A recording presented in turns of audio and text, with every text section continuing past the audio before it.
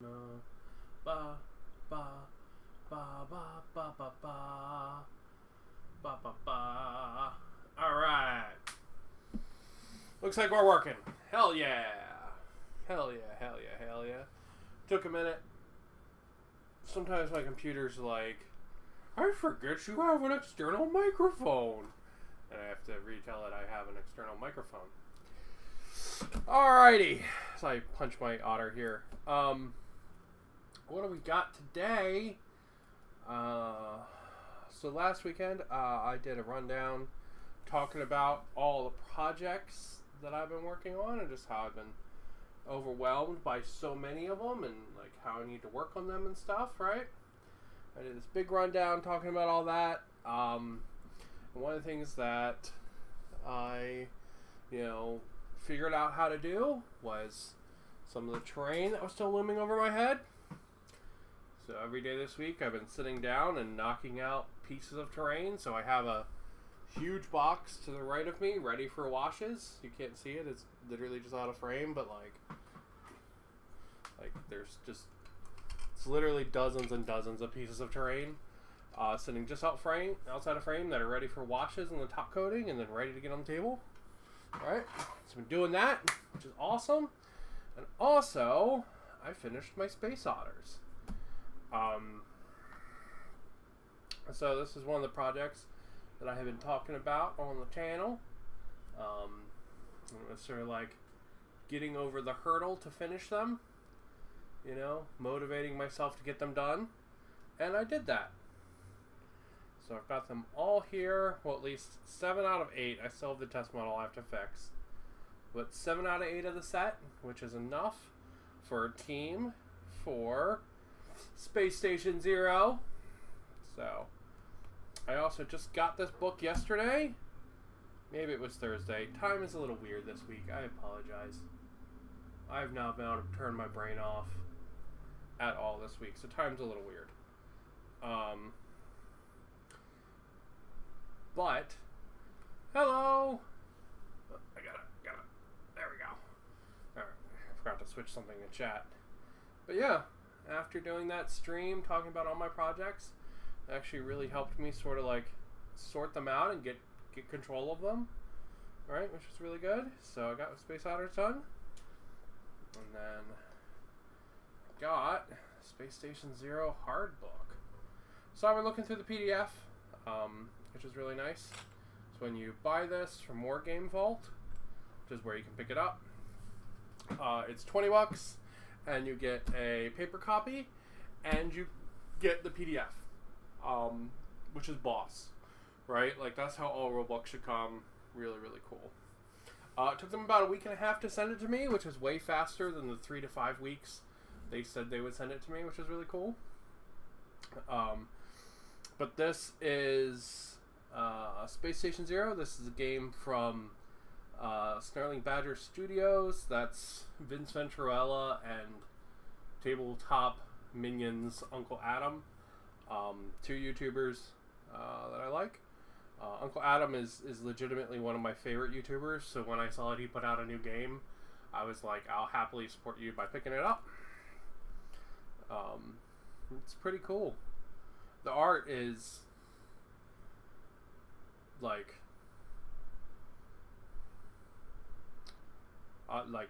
just phenomenal. Like the artists they got to do the art, like it's literally like the best art in any war game rulebook I've ever read. The cover's nice. Pages inside, I wish the paper quality was a little bit higher, but then again, I did get this plus a PDF for like, I think it's actually not even $20. I think it's $18. So can't really complain. You know what I mean? I kind of wish they had a hard copy version that was like $40. I would have happily bought that, and had like a little bit nicer of a book. Not that this is a bad book, but like, nicer on the inside. I would have happily bought that. But yeah, so we're going to take a flick through this today, and just sort of like go over the basics of how the whole game works and stuff. Check the book out, and then we're going to fill this out, which is the roster. this roster is available on the Space Station Zero website, which is pretty boss. So I think it's just StarlingBadger.com. You can get it, so you can print it out. It's honestly like a little janky looking, but it's all good. Well, it'll do the job. That's all that matters. All right. Bum, bum, bum, bum. In the heart of deepest space, millions of light years from the nearest system, star, or planet, resides an improbable structure floating in the silent darkness. Massive and ancient beyond imagination, it sleeps, waiting for wayward travelers to find their new home.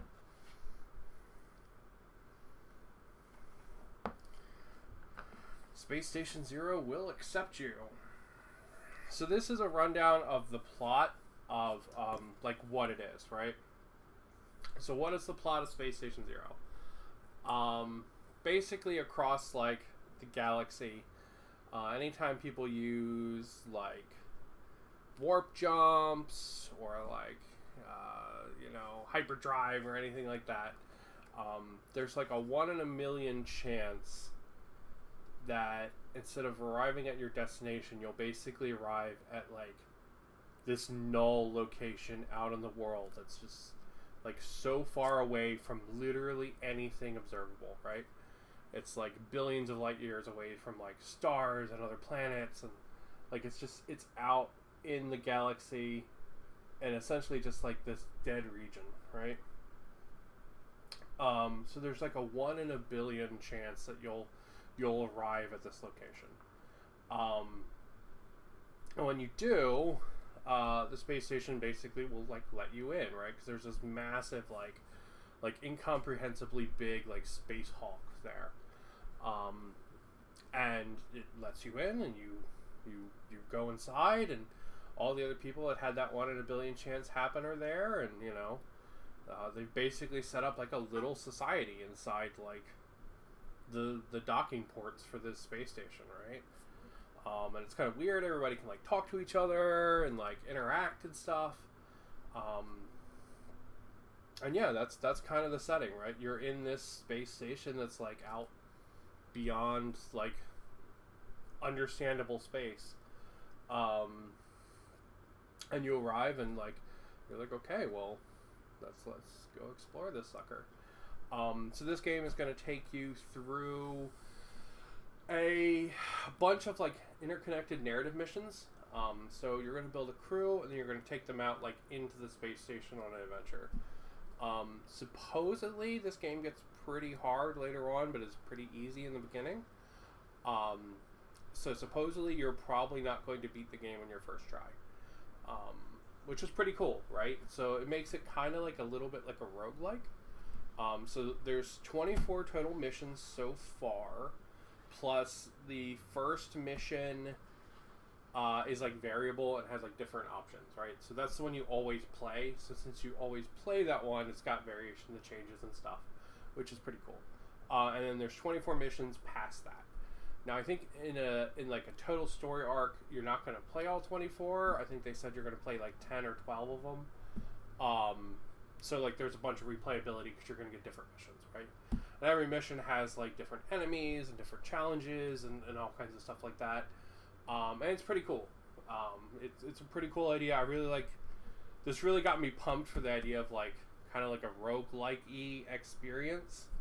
Like I think that's a cool idea.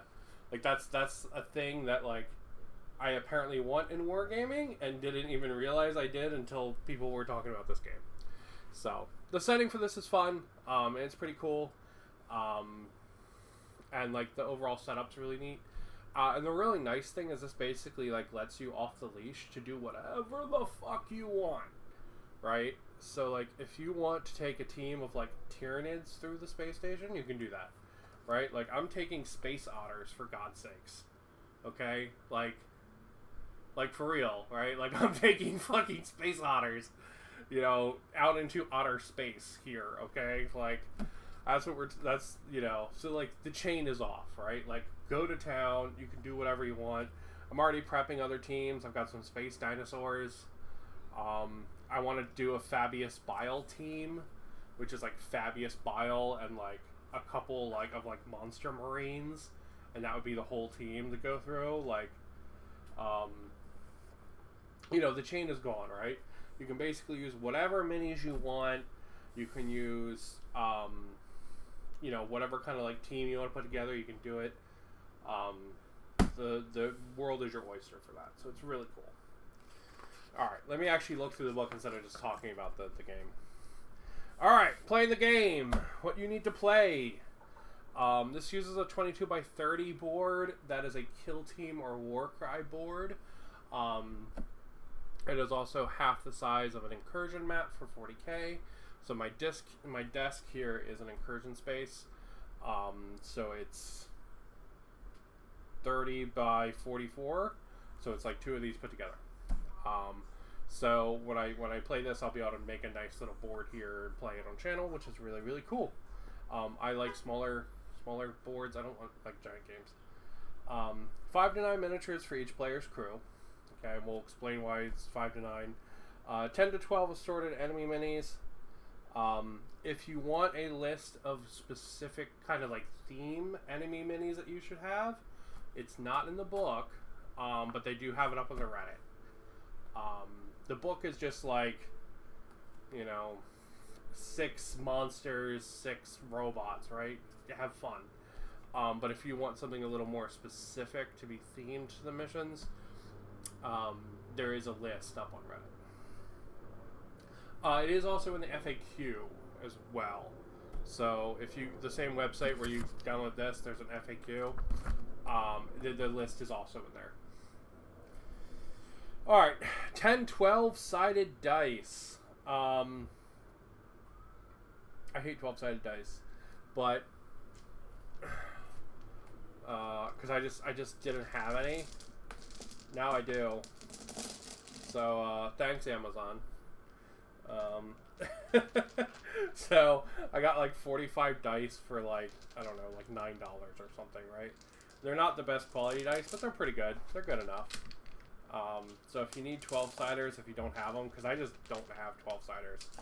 Like, I don't know any other game that uses 12-siders. So I just bought a whole, literally, like, bag from, like, China. And, shoot. You know, they're all different colors and shit, so it's pretty fun. But, yeah, you need some dice. Boom. Let's see. A tape measure. For what I've seen so far, a measuring widget would work really well. Don't quote me on that for what I've seen so far. The play roster. Alright. Glossary of terms. Yada, yada, yada. This is what all the words mean. Okay. God, the art is so good. Look at that fucking dinosaur guy. Oh, this really is like the best art for any wargame ever. Look at that. Look at that. It's like a tentacle creature in his face. That's so fucking cool. Oh, God, this art is beautiful. Alright. There's an example. Alright, now we get into stats. So we've got life.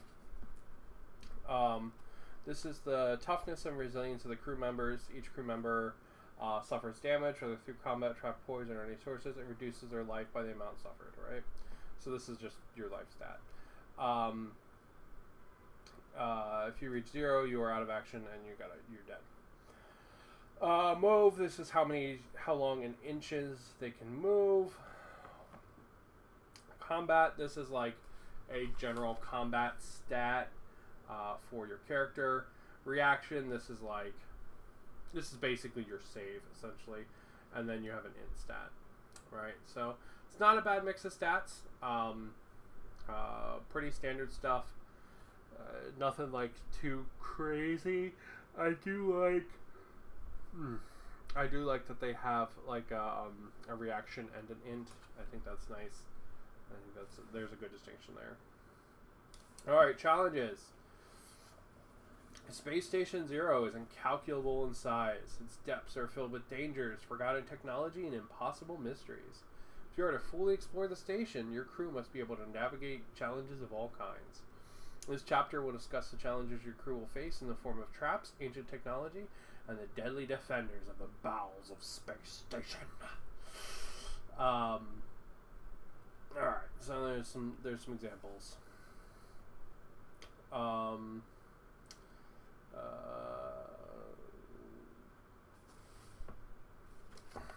As your brave crew explore Space Station Zero, they will have encounters with all manners of challenges. Challenges are broken up into turns.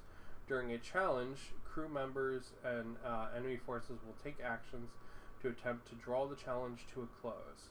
This can take a number of forms, such as disarming a deadly neutron bomb, defeating a rampaging mutant, or repairing ancient and broken down technology. Doing such things are called actions, and crew members and enemies take these in actions. They're using the word challenge, so the use of the word challenge here is a little strange. But by challenge they mean like mission, right? Like game. That's what a challenge is, right? And your challenge is completed when you complete the challenges within it, if that makes sense. So it's not like a traditional turn structure, like you have a goal you're trying to do and then you win. Alright, if this is a solo or co-op game, the players always have the first activation. In each subsequent turn, if this is a skirmish battle, blah blah blah, yeah, you roll off. Who gives a fuck about skirmish? During each activation, a player, or the players, if this is a co-op game, may choose a single crew member or perform a single action. The crew member may also move a number of inches equal to their move stat for frame. So you get to move, and then you always get to do something, right? So that something could be attacking, could be trying to, like, hotwire a robot, or, like, cut up some wires, like, you get to do something, right? You get some kind of action, and then you get to move as well. Let's see. Making an attack is an action, and choosing to move a second time is an action. Oh, so you can move twice. That's nice. As is making any kind of challenge test. Under no circumstance can a crew member or enemy perform two actions unless specifically allowed by a special ability. When the crew members complete their activation, the players that attempts to retain initiative. The player rolls a d12. This is actually really fun. This is a cool system. I like it. They roll a 6+. They get to activate another guy. So, alright, so you get to go first. So you activate this otter, right? And he gets to make a move, and then he gets to do something. So, like, I don't know. Say he moves to this chest and then tries to open it, right? I now get to roll a dice, right? So let's do a roll, right? I rolled a 7. That means that I get to activate another guy, right? So I now get to activate this otter, right? And he's going to move and also try to open this box, okay? And that's his turn. Now I get to try to activate again. Alright, so I'm going to roll again. I rolled a 1, so that means my turn is over. Now the enemy gets to go, right? So say the enemy is this robot, right? So he's going to move, do an action, and then he's going to roll.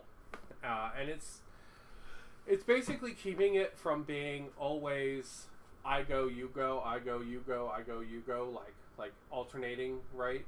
It means that there can be a little bit of like variation in there, right? Which I think is fun. I think this is actually a really nice way to do activation. Is it as cool as like bolt action you pull from a bag? No, it's not. Is it better than a lot of the other alternating activation schemes? Yeah. I think it's cool. I think the variation in it is what makes it neat, right? So like I think if you are like, okay, I know I get this guy, but maybe I get this guy too, and that would be really boss. You know what I mean? Like, I like that variation. I think that's a lot of fun. All right, let's see. Your crew may choose to take actions. All right, we already talked about that. As your crew member participating in challenges, there may be some times when they are called upon to make a challenge test in response to something that happened in a particular challenge. This book really likes the word challenge. I noticed this with the PDF too. That's why I'm bringing it up. It really likes the word challenge. challengey. If they had just not called the like missions challenges, this would be completely cleared up. But yeah. So you get to make certain actions in response to things, right? And they don't count as actions.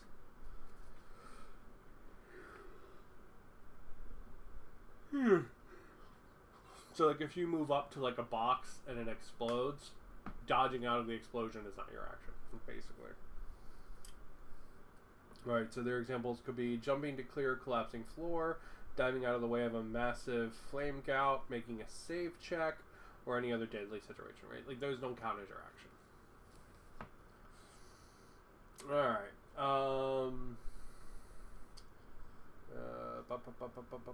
In the depths of Space Station Zero, you'll be called upon to overcome certain obstacles and enemies. This is done through challenge tests. Some challenge tests are made against a flat number.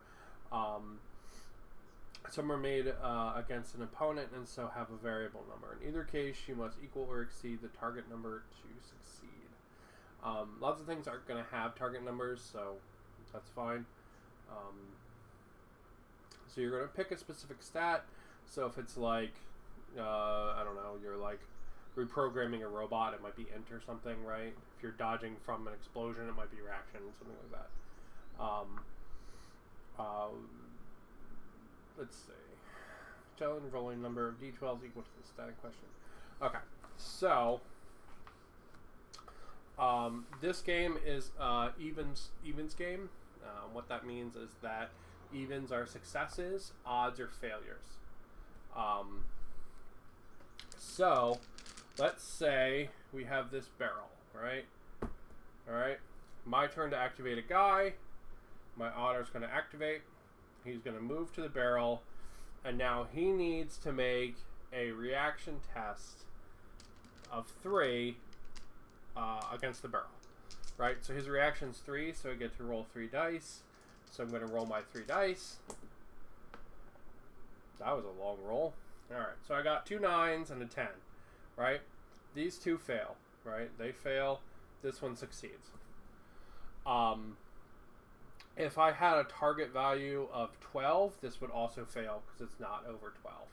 But I've got 10, so that's a succeed. The 2 odds fail.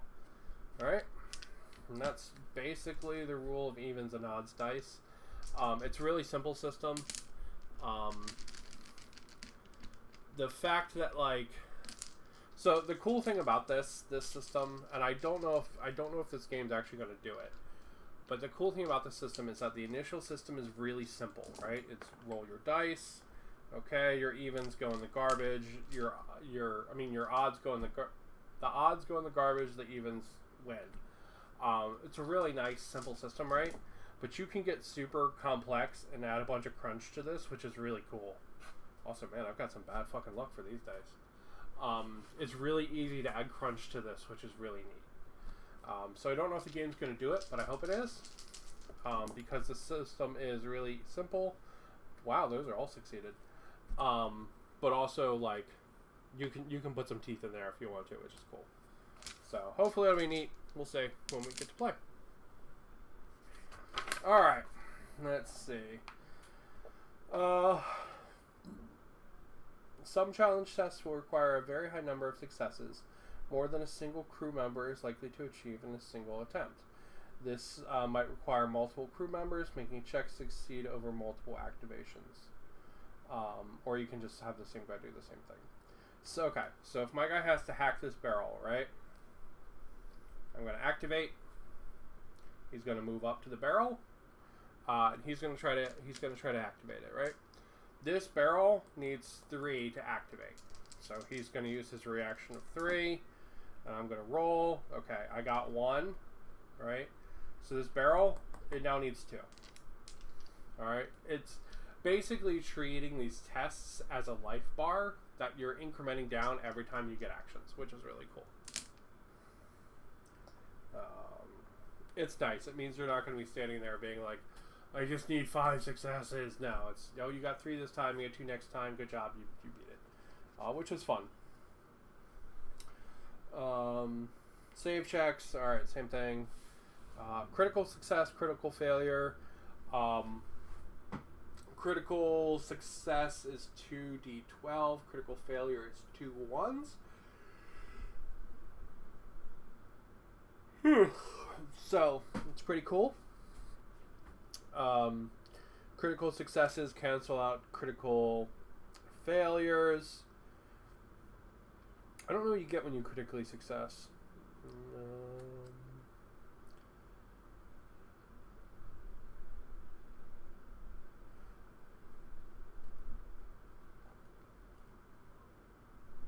Let's see.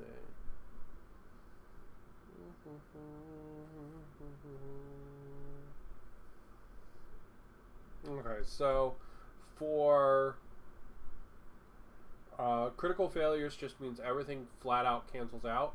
Critical successes mean every success you rolled counts as 2 instead of 1. Alright, that's easy to remember.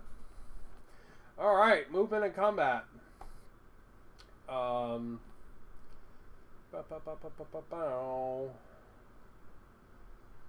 Okay, so movement's completely standard. Hey, you need to go over the barrel. You have to measure the distance up the barrel, like you know, it's pretty much standard war game movement. Nothing really crazy there. Models that are flying can go over stuff. Let's see about jumping. Model must jump unless they can fly. To perform a jump, a crew member must make a movement challenge test with a success no equal to the distance in inches. Okay, so like if there's a gap, like say here, you'd have to be like 2 inches to make the distance, right? So you'd have to make a challenge test for that. I'm assuming what? That's a reaction? Oh, movement. Interesting. You can use movement as a challenge stat. That's cool. If it sits, it fits. Fair. If a model fails to make a jump, they will fall. A model suffers damage equal to the distance they fall in inches.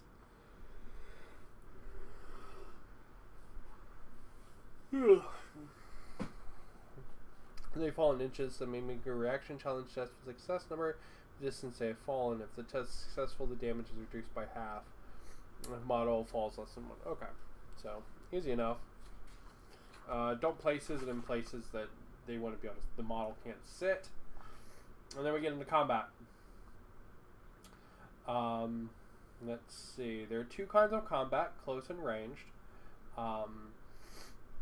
An attack is made, the crew member rolls a combat challenge test using the combat score, but there is no success or target number. The attacking player rolls all the attack dice, which is their combat stat plus any modifiers for weapons or special abilities. The even numbered results after modifiers and abilities represent the amount of potential damage your crew member has dealt to the opponent. If the defender is wearing armor, the armor value becomes the target number of the attacker must roll to count as a success. Okay. The defender then rolls their defense check, which is their combat stat, including special abilities. Weapons don't apply unless they say they do. There are some weapons in here that say they do. The 2 amounts of successes between the defender and the attacker are then compared. If the attacker has more successes than the defender, and successes is the amount of damage dealt. So the really neat thing here is this is like an asymmetric system, and we'll do a little display for it in a minute. But this is an asymmetric system, so you could potentially wind up in a situation where you're just rolling so many more dice than your opponent that like they can't save it, right? Like you're like, here's my 50 dice, and they're like, here's my 2 save, you know, which is pretty cool, right? That's a neat thing. It means you're not going to have like some like super badass trumped by like a tiny little droid or something. Okay, so all right, Mr. Otter here, right, and Mr. Space Dinosaur. Let's zoom in on them so we get Otter versus Space Dinosaur action. I don't know why my lights seem really dark today, and I don't know why. Give me a sec. I don't know. They seem really... Oh, it's because the book is white. So the camera's adjusting. Yeah, that's what it is. That's what it is. We figured it out. Go team. Okay. Alright, so these two are going to attack each other, right? So I get to go.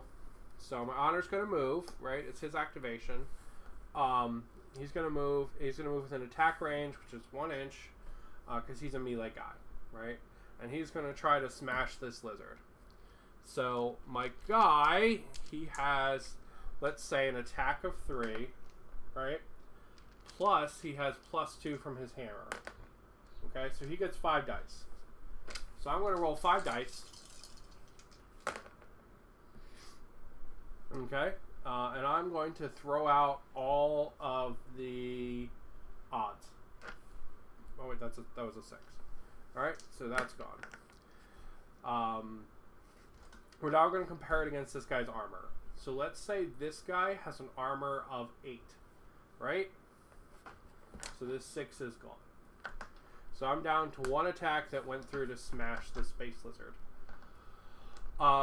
Now the space lizard gets to roll, right? So let's say the space lizard's attack is let's say it's 2, right? So he gets to roll 2 dice to look for any successes to beat this. All right, he got 2 successes, so this attack's done, and that's combat. Nice and easy, easy breezy, beautiful cover girl, good stuff.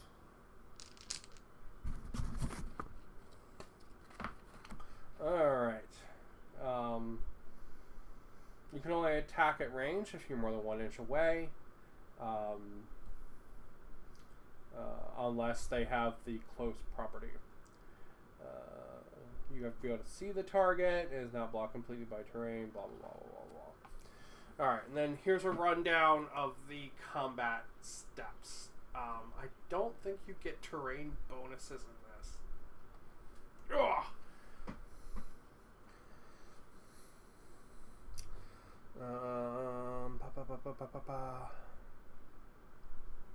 Maybe you do. Alright, we'll keep rating and see if you do. Maybe you do. Alright, suffering damage. Attacks deal damage if they are successful. Each time damage is dealt, the crew member or enemy creature reduces its current life total by the amount equal to the damage dealt. Whenever a life challenge test is made, you utilize the stat, not the current life total. So if you have a life of like 6, and you take 2 damage, you don't use 4 to do it.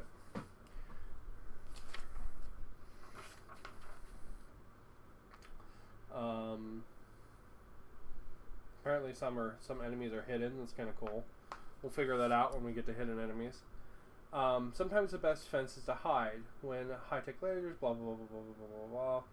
Something between you and yourself. Yeah. Okay. A model is covered from their attacker if an imaginary straight line drawn from the closest point to both their bases pass horizontally through terrain where the target is still visible. Okay, so that's nice and easy. Okay. So as long as there's something between you, I'm not saying bitch. That's not what I'm doing here. Sign language. Woo. It's not what I'm doing. No, as long as there's something between like point and point, you get some cover. Now, what does cover do? If a model is cover, they increase their armor by 2 against an attack. Okay. If they don't have armor at all, they have armor of +4. Nice. Okay. That cover roll is a little weird. The +4 part of it's a little weird. I would just say they have the 2, but we'll do our best to remember. Oh my god! Look at this fucking art! It's so good. Look at the like crab guy in the back. Oh, sorry, we're zoomed in. Look at the crab guy in the back and the little piggy boy. Oh my god. I love the little piggy boy. I feel like this little piggy boy every day. Yeah, I love that. I love that so much. That's great. Alright, now this is the steps for creating your crew. We're going to skip this for right now, because we're going to build a crew together in a couple of minutes. Alright, so we're going to skip over this. There's some amazing art in here. I'm going to skip over it. We're going to build a crew together. What are we doing? Okay. Post-game process. So stuff that happens after a challenge or a turn or a mission. So if anybody went out of action, you need to see what happened to them. And there's a whole table there to show you what happened to them. I want to know what dead question mark is. But as you can see, there are a lot of options in here for your guys are dead. There are a lot of options in here for your guys are dead. Alright? 1 and 2 is dead question mark, whatever the fuck that means. And 6 to 11, right? So a quarter of the options in here are your guys are dead. Which is a lot. Usually games are only like 1 or 2. No, literally a third of the dice options in here are your guys are smoked. So, alright, let's boom. First guy, let's see. Okay, he would be fine. Second guy. Oh, that one's worse for wear. That one, yep, that one's dead. Like, I'm rolling really high all of a sudden. 7-4. There's another dead one. Like, this is your guys are going to die. That's what this is telling you. Now experience. In Space Station, you blah blah blah. You learn quickly or die. Challenges, you crew, you get experience. Okay. So you determine who lives, and then you gain experience.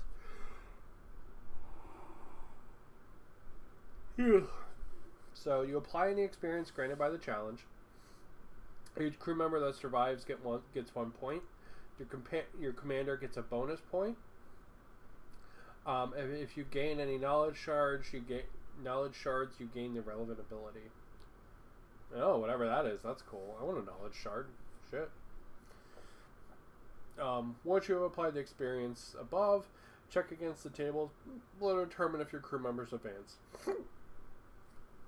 Okay. So, simple, very linear experience table for your crew members and stuff. So, pretty cool. You know, guys are just going to walk down it. There's not really any choices or anything, but pretty cool to at least get some little upgrades, you know?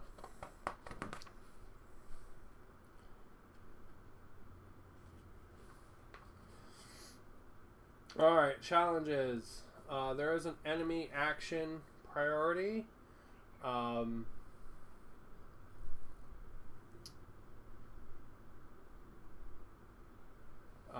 It's really basic.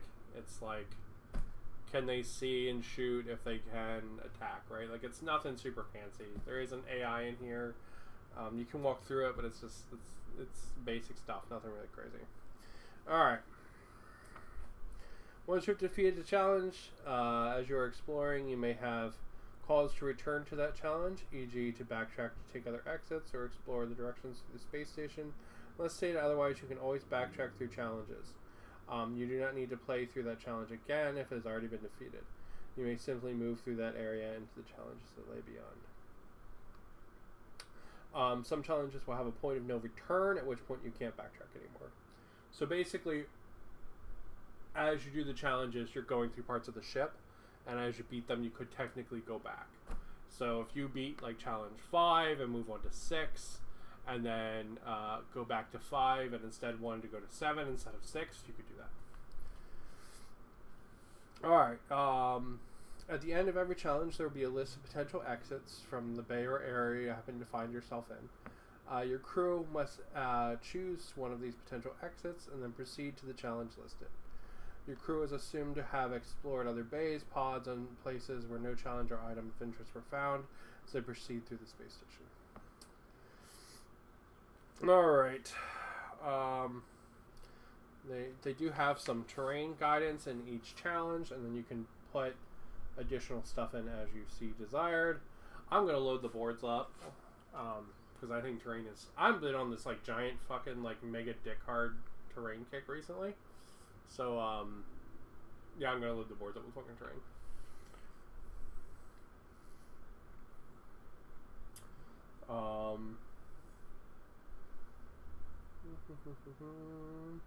You apparently just put your guys on the board last after all the enemies and stuff. Alright, and then we get into the challenges. So each challenge is going to have this big story, or a little piece of story at the top, just kind of telling you where you are in the ship and stuff. And then it's going to have some, like, map and, like, what kind of obstacles and stuff can be in the game. So this is the first one. So it is a little bit of variable, so you're going to get different options, right? So I would roll twice on this table. So I roll the 7 and a 7. I don't think I can have two of the same. Alright, so I rolled a 7 and a... No, 7 and 9 are the same. That's cocked. Alright, so I rolled a 7 and a 10. So I would have live wires and ancient sentries. Alright? I'm sorry, you can't see the table. So I would have live wires and ancient sentries. Okay? For my first mission for my space hoppers. And then you just roll through the different challenges. It's pretty cool. There's a bunch of different, like... There's a whole bunch of challenges, honestly. It's pretty rad. God, I love this guy. He's like some kind of like space Doberman. It's really cool. Well, I guess he's a rat. He's got like a rat tail, I think. Or maybe it's a tentacle, I don't know. He's super cute though. 10 out of 10. But yeah, it's pretty cool. So they're gonna get pretty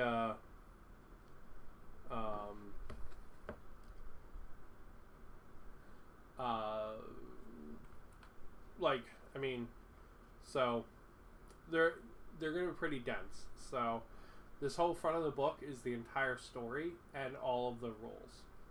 This is all of the missions, right? So you have an equal amount of missions as you do just general rules for the game.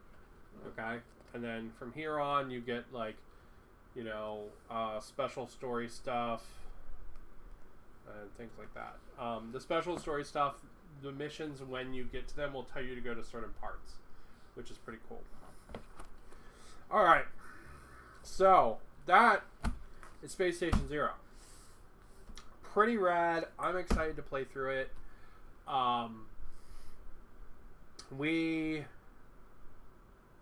Okay. Real talk. This week has sucked for my brain. Really bad. I know I say that a lot on this channel, and I apologize, but my brain is really shitty. Okay. It's been not a good time. My brain has basically been like, hey, every terrible thing that can happen all the time, do you want to think about it all at once forever? And I'm like, no, and then my brain is like too fucking bad. So it's been really shitty. It's been really rough week because of that. I've been very, very busy at work, thankfully, which helped me distract from it. But it's been a bad time, right? So I'm dredging up my energy, what little I have this entire week, to do this stream, and hopefully get to play this on stream tomorrow. Okay? I'm really excited for it. I want to make enough energy to do it. It's something I'm really been hyped for. You know, I pushed through my malaise to finish my otters. I've been doing this terrain. Like, I really want to play this on the channel tomorrow. So, hopefully we're going to do that. Hopefully we're going to play through a couple of challenges tomorrow. I think they take like maybe 30-ish minutes each. So, hopefully we'll get through a couple of them and see some of what this game is, which is really cool. So, really excited for it. Super, super happy they put out a new one. Yeah, we'll see. We'll just see how it is. I think the systems and all seem really, really cool. My only complaint reading through this part of the rules, I am going to have a complaint or two when we get to the building the team, but we'll get there. My only complaint reading through this entire book so far is I wish there was an option to buy a hard copy, a hardback copy, even if it was like $40-50. I wish there just was. I just like the hard copy books better. And also, I wish they didn't use the word challenges for like missions, because it makes some of the copy a little confusing. So I wish they didn't do that. I wish they would have called them like missions, and then inside the missions are challenges, not challenges which also have challenges inside of them. It's just a little confusing, right? But I mean, we're talking about reading through an entire book, and I'm talking about nitpicky word choice here, which means this book did a phenomenal job so far, right? Like just setting up, getting me hyped for the setting, getting me hyped to play the game. Phenomenal. 10 out of 10. Wonderful. Awesome stuff. The art is fucking god tier. Like the art in this book is just like fucking look at it. Like it's amazing. Like the artist that got to do it is just fucking phenomenal. And it really gives this crazy kind of weird like punk rock feeling to the game, which I think is cool. And you know, honestly, it's kind of inspiring. Like look, I think this cow lady is probably my favorite. This cow lady and like the Doberman guy in the back are my favorite. I also like the piggy guy. It's just so good. Yeah, I like the piggy guy. I feel like the piggy guy. It's probably why I like him. But yeah, so overall, initial impression of the book, extremely high. Super fucking pumped for this. Like, oh my god, I was pumped for this. So I am hoping I don't crash tomorrow, because I would really like to play this tomorrow on stream. Alright? So I'm gonna basically mentally do everything I can so I can do that. Like, that's my whole goal for the weekend, is to get to play this on stream, have enough energy and enough personality to play it. So, fingers crossed, okay? Doing my best here. Alright, that being said, we need to build an honor team, and we need to talk about making a team. So, let's do that. Because making the teams is one of the really cool things about this. They did a really good job with it. I have one complaint about making the teams, and that's it. Let me rephrase that. I have two complaints, and that's it. Alright, steps for creating a crew. You choose your crew type, you choose your ship type, you choose your commander, you choose your crew, you pick like your edge, which is like a weird edgy version of saying like what their like overall theme kind of is. Not overall theme, but like advantage, I guess. And then you pick your equipment for your guys. Alright, so crew type. This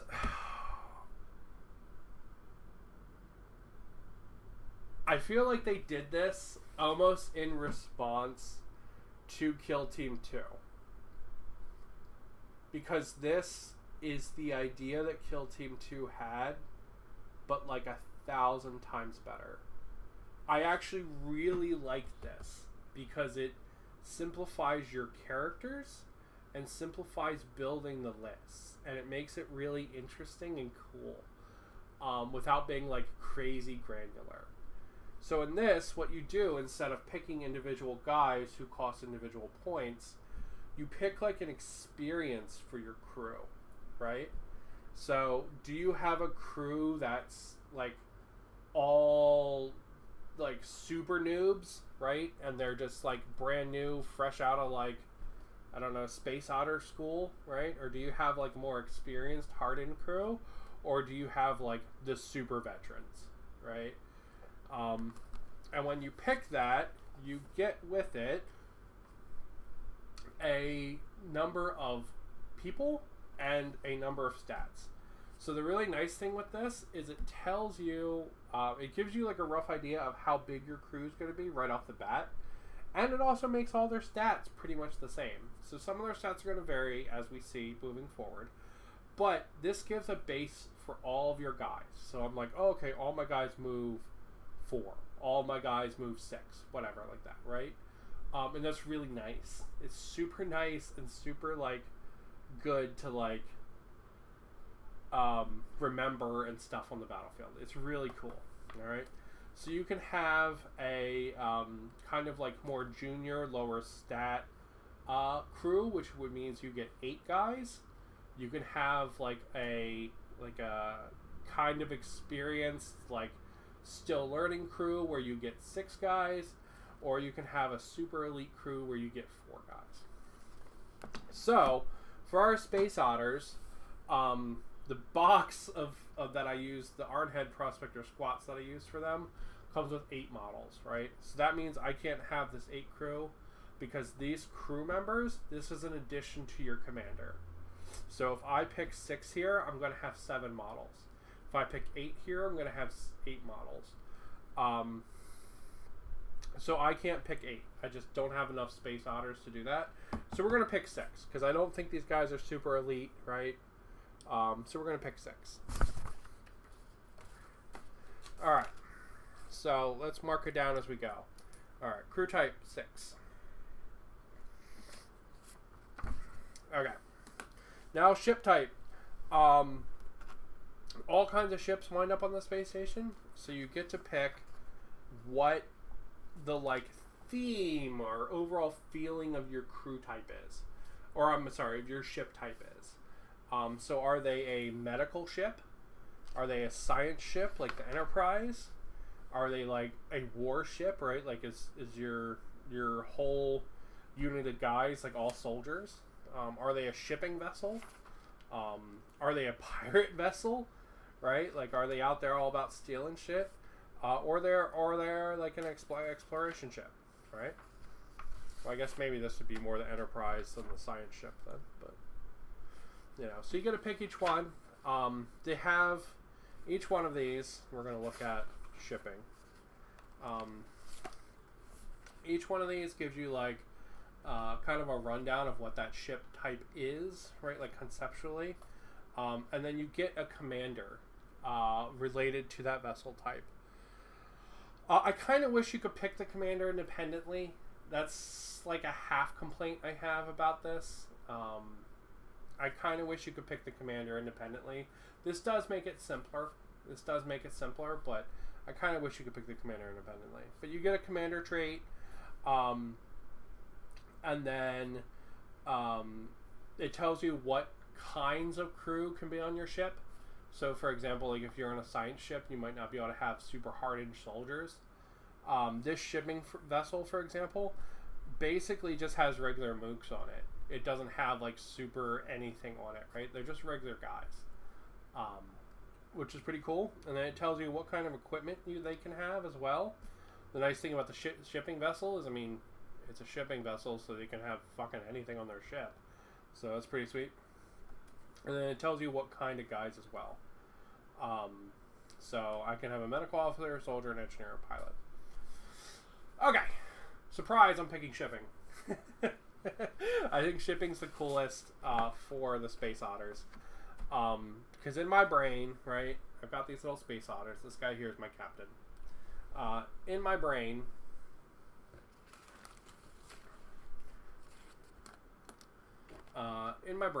these guys are like space fishermen, right? Like maybe they've got a ship that like goes around and like smashes into space fish, right? Either in like maybe like gaseous worlds where like the fish are like swimming through the planet, or like just worlds made entirely out of water, right? Maybe they would have this big ship with like big nets and bays and stuff, and they would just go like a big whale, right? Like a space whale, but it's their ship, right? So in my brain, these guys, they're all space fishermen.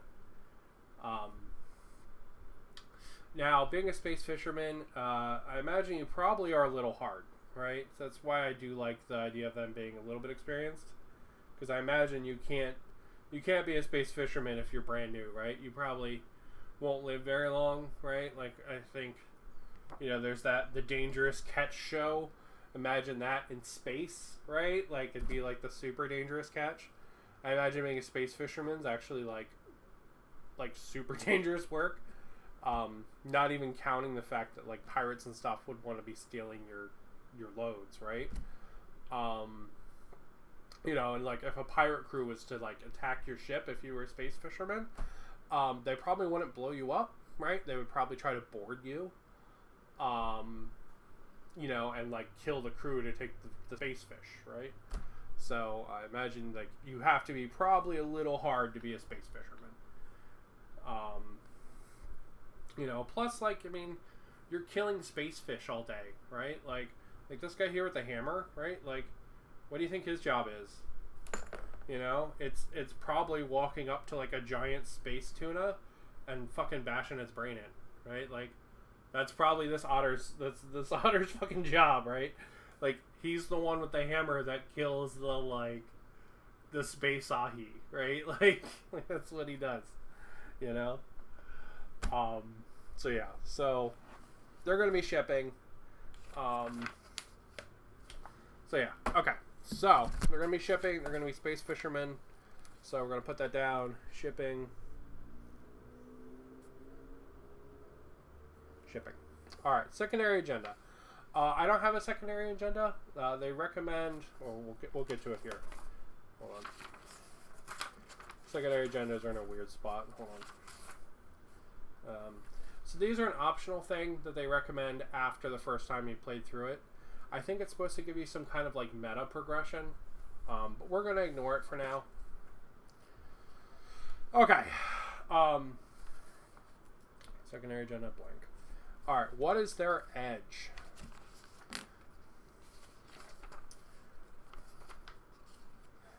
So these are like the advantage that your entire crew has. There's a bunch of them. These are actually really cool. You can have like nanotech that heals you every round. Maybe your guys are actually part of a hive mind. Maybe they're smugglers. Maybe they're actually like gene enhanced super soldiers, call Space Marines.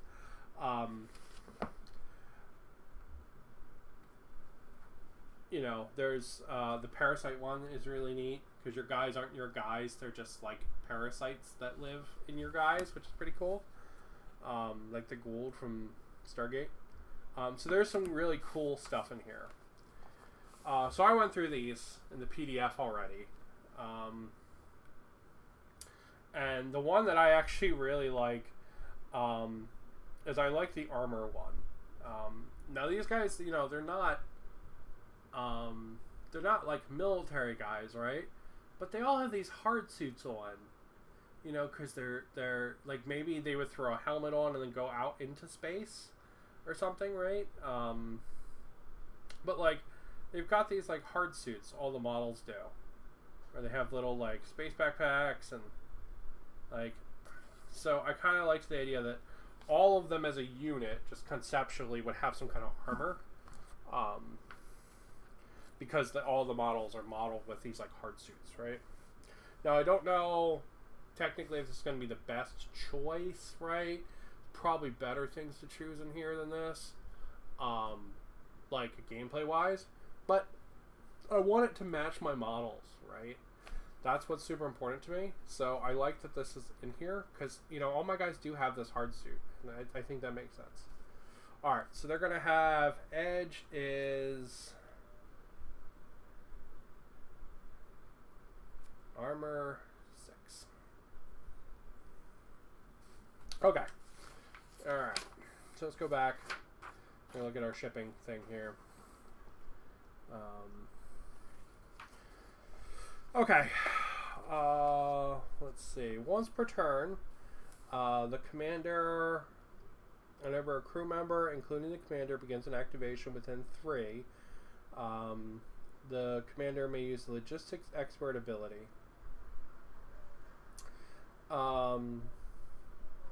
They may move twice their move stat in inches.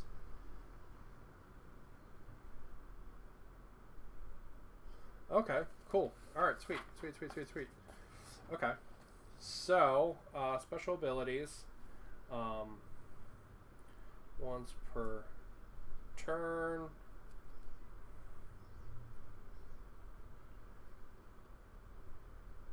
Within 3 may move times 2 move stat. Okay, cool. So that makes that nice and easy. Alright, and then they're going to gain +1 life. Alright, so let's go through and let's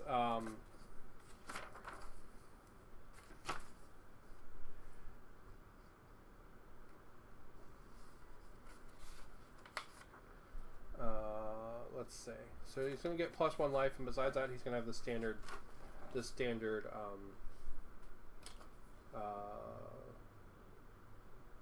oh, hold on, wait.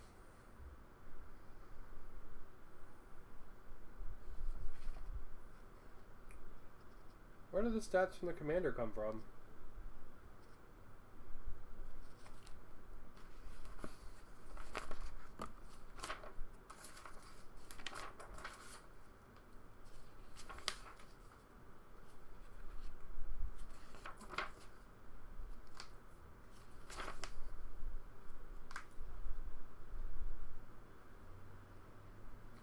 Hold on. Choose your ship type. Create your commander. Okay. Shows my ship type.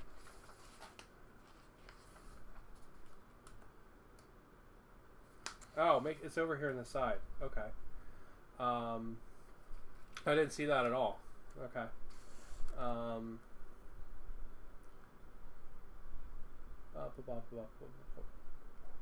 Your commander begins with a stat as per your crew. Okay, that's what I assume. You get the bonus stat. Your commander gains an additional 3 points, which may be allocated to any combination. Oh, that's cool. And they get an additional piece of equipment. Oh, okay. Yeah, that's nice and easy. That's cool.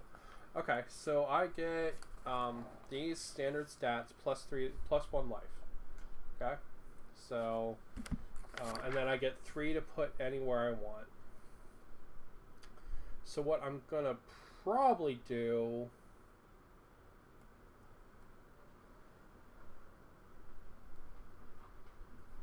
okay. So I'm gonna have 5 life, so I'm gonna up that to 6. So I want my commander to live. I'm gonna keep his combat at 3. I'm gonna up his reaction to 4, and I'm gonna up his int to 4. Alright, so that's what I'm gonna do. And we're going to name him Squeaks, because I think that's adorable. Alright, so that's going to be Squeaks, and he's going to have 6 life, 4 move, 3 combat, 4 reaction, 4 int. Right? So maybe he's not the best fighter, but he's like a support guy. Okay?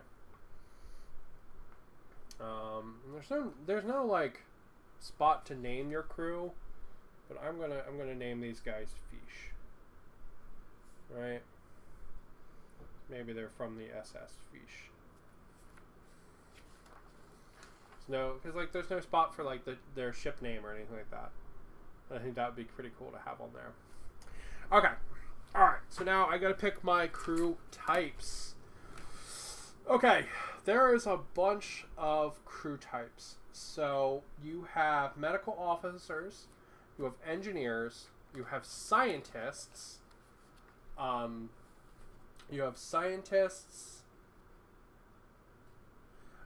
there's pilots, and then you pretty much get into advanced versions of them, right? So like you can have ace pilots and chief engineers and veteran soldiers. I can't have any of those advanced ones. I just can't. It's not something the shipping crew can have. So everything from pilot down, I can't take. Okay, so this guy's my commander. He's right there. So I can have a medical officer, a soldier, an engineer, or a scientist, and a pilot. Okay. So this guy here is a medic. I've wanted him to be a medic So he's gonna be my medical officer.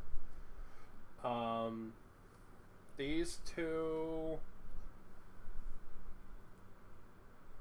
Now they both have the kind of similar gun, right?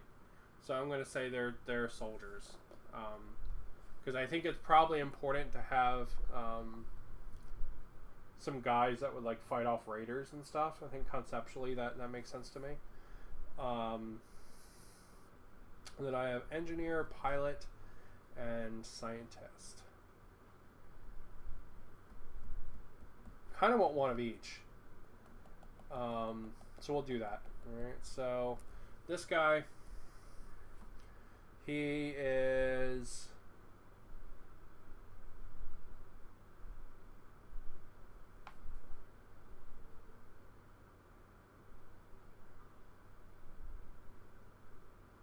I'm going to say he's the engineer.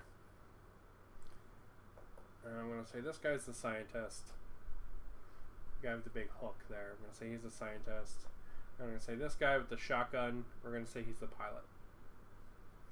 Alright. So I basically got one of each. So let's get their stats down and then we'll look at what they do. Or I can completely lose my pen. There it is. Okay. So, let's look at the medical officer first. So he's going to have +1 intelligence. So that means he's looking at...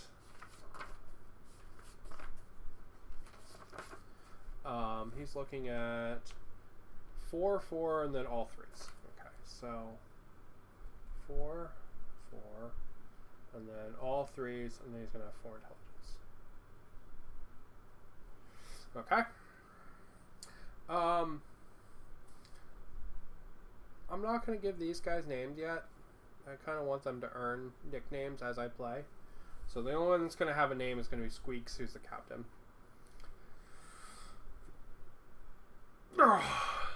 Okay. Alright, so who's going to be the medical? What's the medical has? Let's see. 6+ challenge test.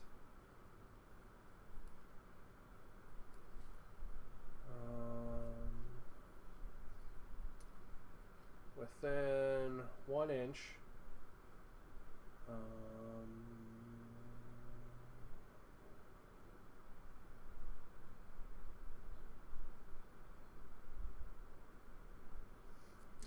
Each success restores 1 life.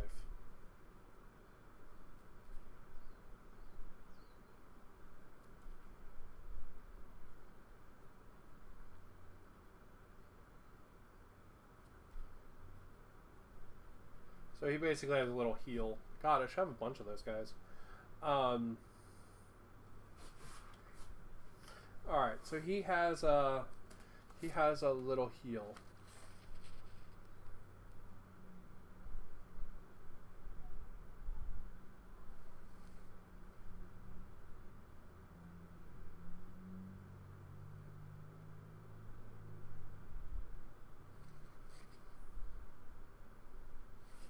Okay, it is an int challenge test.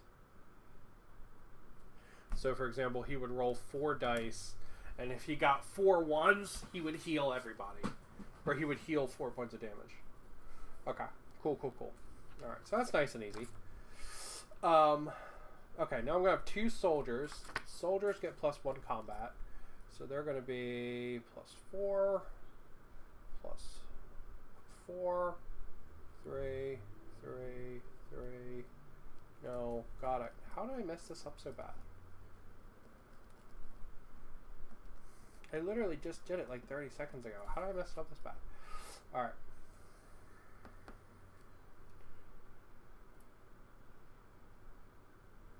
Alright, so they have 4 life, 4 move. 4 life, 4 move. 4 combat, 4 combat. 3 reaction, 3 int. 3 int. 3 int. Okay. What's the special ability soldier gets? Once per turn, when the soldier makes a combat test, they may reroll 2 dice. Okay.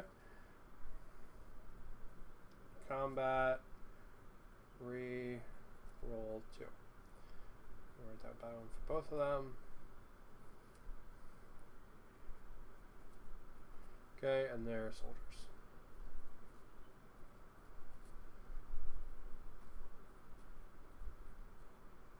Alright. And then let's see, we have one engineer. It's a guy with a big hammer. So he's going to have +1 reaction. So he's going to have 4 move, 4 life, 3 combat.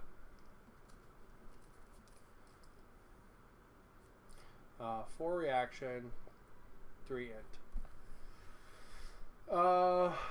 Let's see.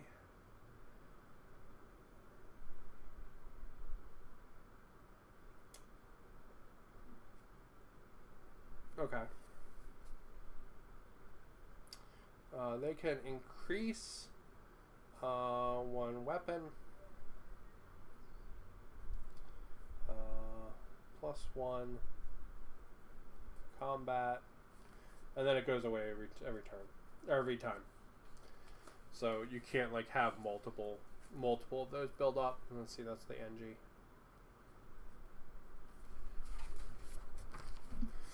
All right.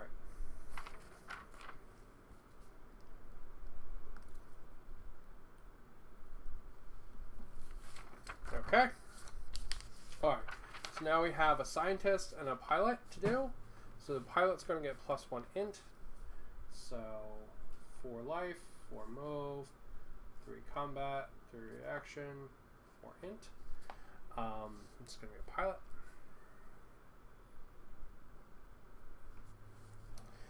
At the start of combat, as long as scientist. Oh wait, this is scientist. I'm sorry, this is not the pilot. God, this is so easy. Why am I screwing it up? I am just. Oh. I am literally just the dumbest. Like literally, this is so easy, and my brain is just like, nope, you're not gonna do that.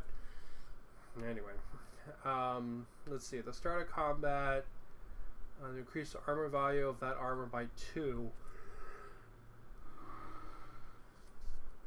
Let's see. The start of combat. The start of the challenge. Okay.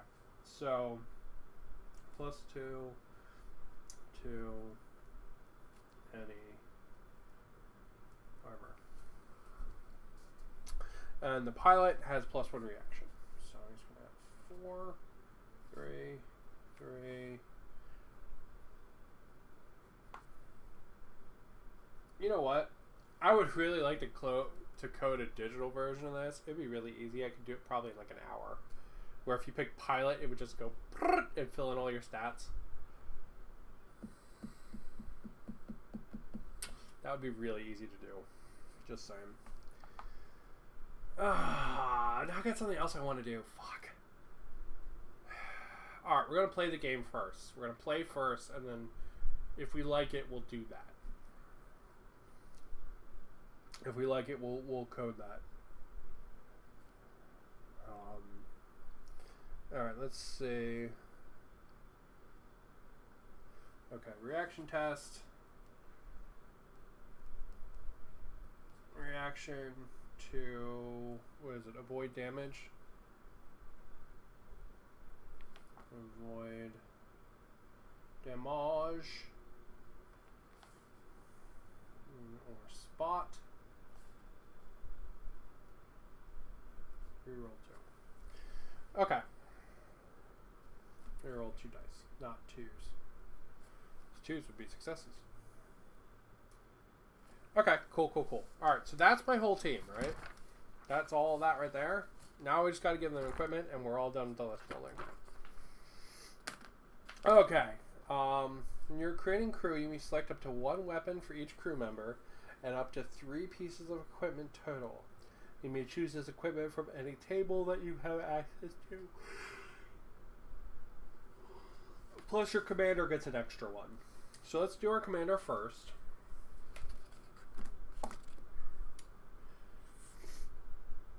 And there is my commander.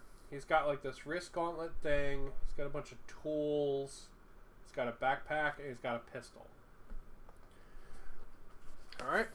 So let's see what we can give him. Alright, general equipment. Okay, you can have a sidearm. Alright, let's see. Stim shots, hazard suits.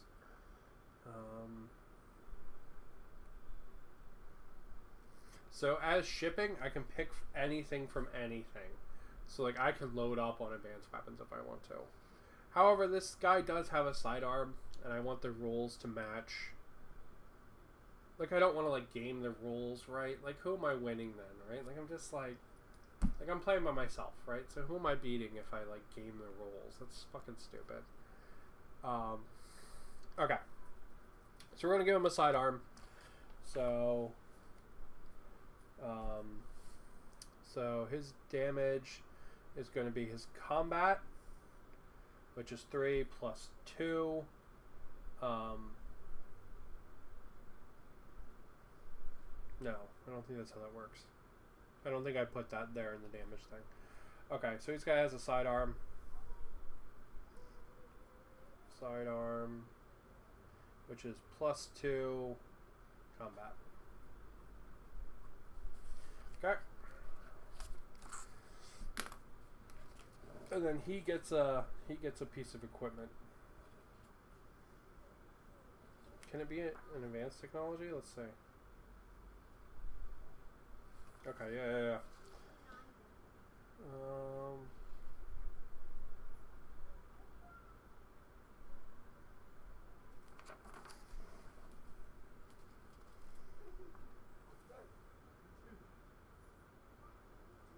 I think his gauntlet's kind of like a communicator, so I think having the heads-up display kind of makes sense. So we're going to give him a heads-up display.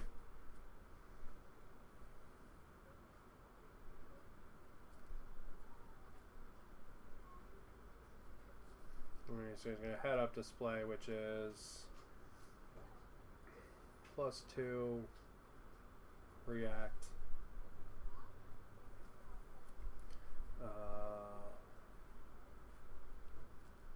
Against hidden enemies.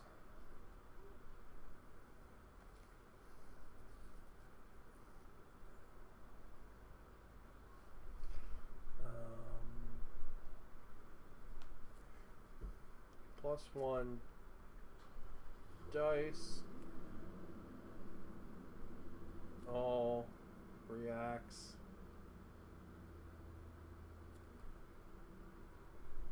Discard 1 dice. All reacts. Okay, so the heads-up display gives me plus 2 when making reactions to try to spot hidden enemies, and it lets me add an additional dice to all reaction tests, and also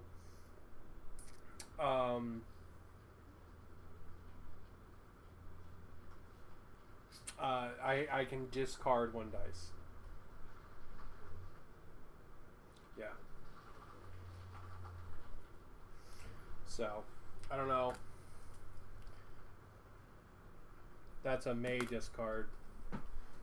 So that's nice. Okay, so that's my captain. That's all of his equipment. So he's going to have a pistol, and he's going to have the heads-up thing, which is going to be his gauntlet. Alright. Next up, we got the medical guy. Let's take a look at that model. So there he is. There he is. He's got a pistol. And then he's got some kind of backpack with like a needle on it. Alright. So he's going to have a sidearm as well. Sidearm plus 2 combat. Let's see what kind of medical stuff there is. Medical equipment.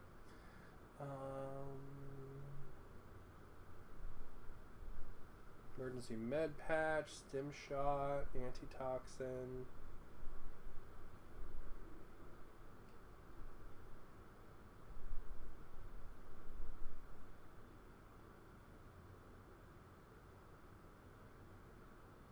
I think we're just going to take the medi bag. That's what we're going to do.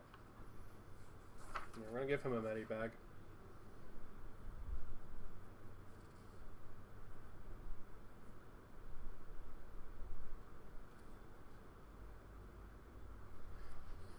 plus 2 dice to med checks. Alright, so that's one of our 3 pieces of gear that we can take with us. Down.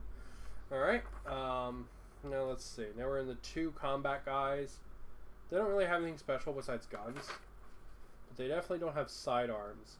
This is my one complaint about making this. I wish the weapons were a little more granular. Just because I find personally that kind of crunch fun. Like having weapons behave slightly different and do different things and stuff, I think is really fun. So I wish the weapons were a little more granular. I wish there was a tier of weapons between sidearm and heavy weapon, because right now there's not. There's just sidearm and heavy weapon. So I would really like there to be a tier between there. Maybe sidearm is plus 1 dice, maybe medium weapon is plus 2, maybe heavy weapon is plus 3, but heavy weapon comes with a negative, right? So like heavy weapon would be like a rocket launcher, and like a medium weapon would be like an assault rifle. I would have liked at least a little more crunch there. I'm not saying like make the difference between an AK-47 and an AK-74, but you know, maybe like a difference between a grenade launcher and like a machine gun would be nice. It would also just give you the ability to customize your guys a little more. Like maybe this guy is a flamethrower, so it does special things, or this guy's got a shotgun. You know what I mean? Something like that. So, all right. Now, all that being said, I can't in good faith give them sidearms because they have like fucking assault guns, like giant, like death assault rifles, right? I can't in good faith give them a sidearm, so they're gonna have to have heavy kinetic missile weapons. So they're just gonna have heavy weapons. Heavy plus 3 combat.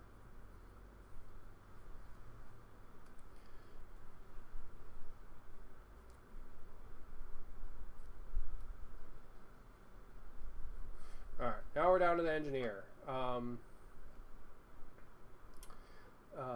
Engineer is the guy with the big hammer, right? So he's got a big hammer, and then he has a power fist, like a big robot hand, right? So let's see. There's like a heavy melee weapon, right? Yeah, heavy melee, plus 3 dice, and it counts as defense. So let's give him that, because that'll be his big hammer. So he's heavy melee.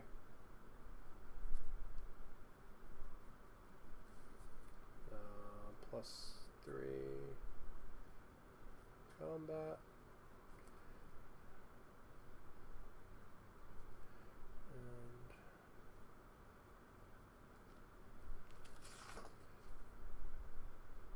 And defense. Okay. Now let's look through here, see if there's anything else that kind of jumps out.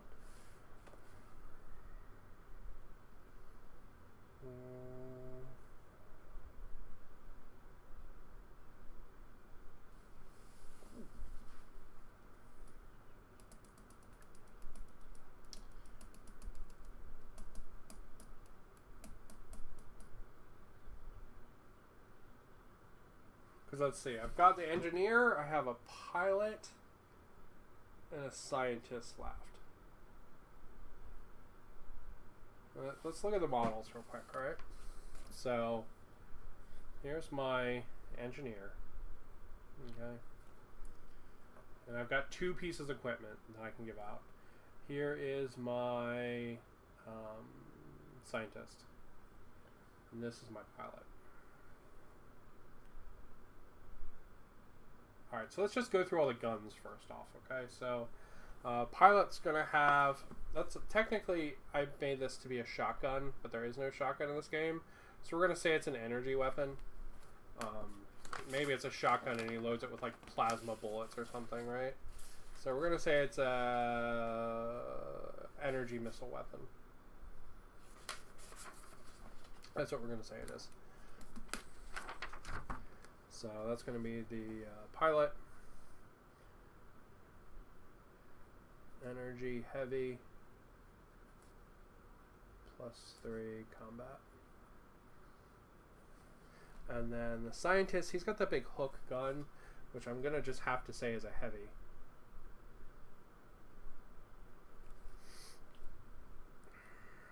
Plus 3 combat.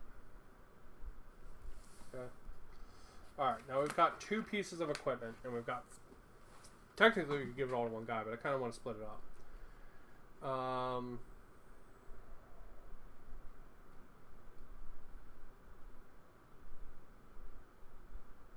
You know what?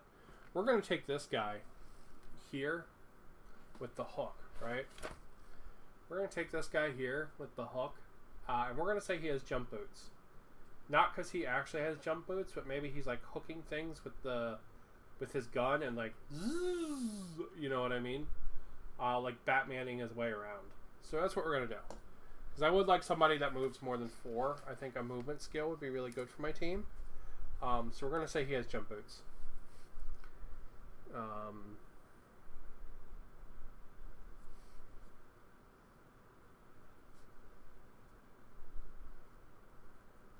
Jump boots, which gives him fly. And +2 move. Alright, because he's Batmaning his way around with that like big hook. Okay. Now we're down to 1 piece of equipment to give out to my team. Could give it to the engineer. Alright, so let's look at the models again. So let's see what the engineer has. He's got a bunch of bags and tools and stuff. He has that power fist. I'd like the power fist to be something. And then this guy just has a shotgun, right, which we're just calling an energy weapon. That's all he's got. I would like the power fist to be something. So let's figure out something to make the power fist. He already has the heavy melee weapon.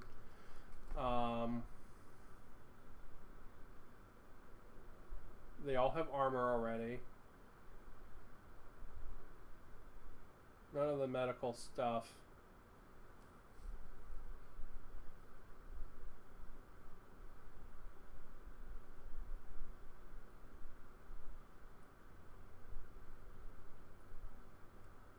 Hazard suit might actually not be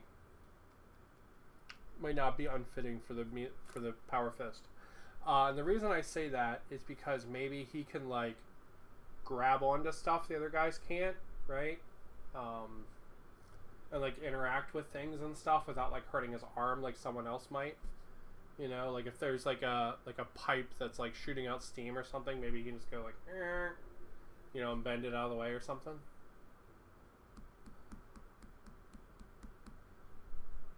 Because this is giving him +1 to all life challenge tests. Which is like, are you hurt by this thing, right? So like maybe if like some debris was falling or something, you could put his hand up and like block it all, you know, because it's like a big power fist. So I think that makes sense. I think that's the most making sense thing out of the things here. It's not like super 1-for-1, but I think I'm okay with it. Alright, because I want to give my engineer something to represent that power fist. Okay, so let's see. Alright, so he's going to have +1 to life challenge tests.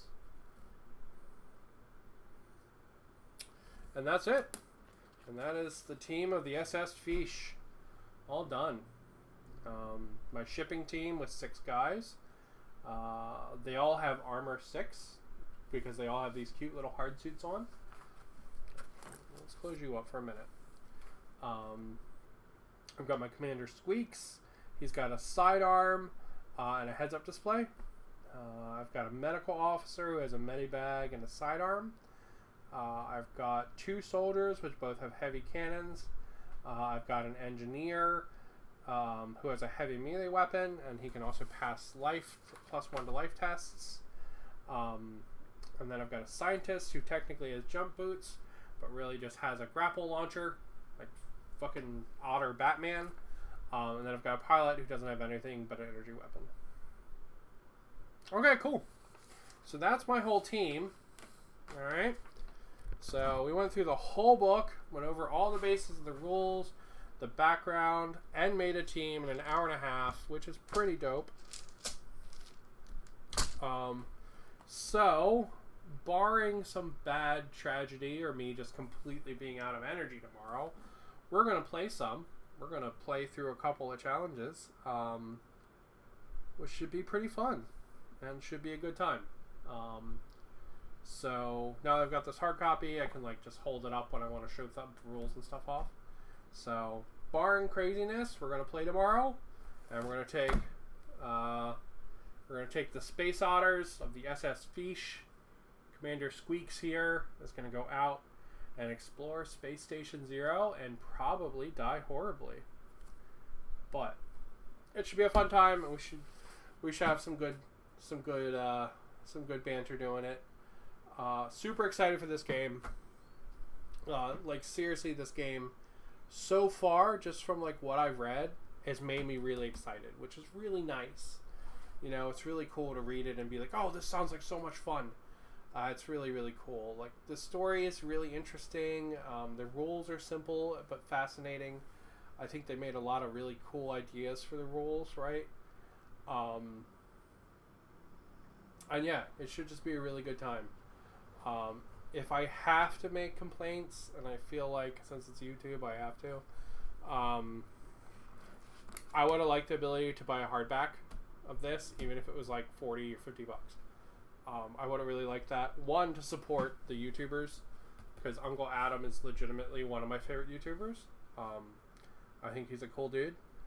And two, just because I like those books better than the flimsier ones. Also, I would have liked a little more granularity in the weapons, right? Like, to me, this is not a heavy missile weapon, right? This is like a battle rifle of some kind. So I would have liked a little more granularity in the weapons.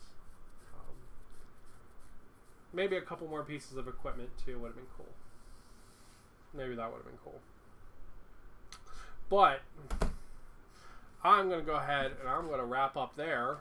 And we are all set for tomorrow. Put this up there. We are all set for tomorrow for going out on an adventure with Commander Squeaks and the crew of the SS Fish as they explore Space Station 0. To read the rulebook and get the gist of it, I mean, and make a crew took us an hour and a half. That's pretty dope. I mean, I would not even be a third of the way through a 40k rulebook at that point. But yeah, so it was a good time. Really cool book. Really excited for it. Again, I've said this a million times, but the art is just killer. Like, it's phenomenal and inspiring and just, oh my god, amazing. But yeah, I'm going to go ahead and I'm going to call it there. Thank you guys for watching, and tomorrow we'll play through our first couple missions. I think a mission's supposed to take like 30-ish minutes, so maybe we'll try to get 2 or 3 in. Maybe, we'll see. We'll see. I would like to get 2 or 3 in. I think that would be fun. But we'll see how the energy holds up. I'm doing okay right now. You know, definitely going down the slope at the moment. But I've got all day to recharge before tomorrow, so should be good. With that, I'm going to call it. Thank you guys for watching. Hopefully this was fun, watching me talk about the rulebook and make my team and stuff and get set up for tomorrow. And with that, I'm going to call it. Thank you.